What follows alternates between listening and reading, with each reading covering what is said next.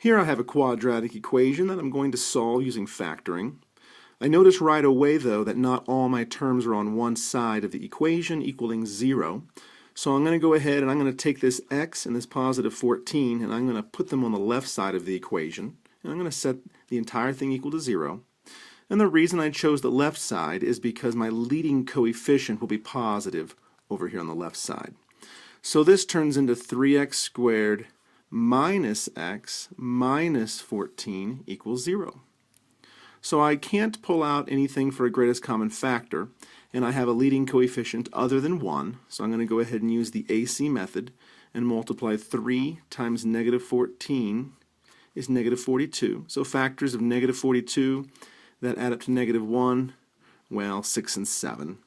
So I'm going to break this guy up into, and let's see, the larger of these two will be negative, so it'll be a negative 7x plus 6x, and the other terms just come along for the ride. And now in my AC method, it includes factor by grouping, so let's go ahead and group these. My greatest common factor here looks like an x, so 3x minus 7. And my greatest common factor here looks like a positive 2, which leaves me with 3x minus 7. Okay, so my leftovers here are the same, which is good. So 3x minus 7 is one of my factors, and the other one will be x plus 2.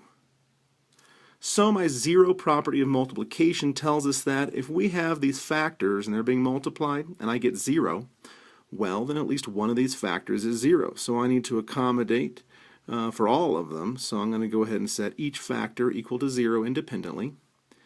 Here I get a positive 7/3, and here I get a negative 2. So my values of x that are solutions are 7/3 and negative 2.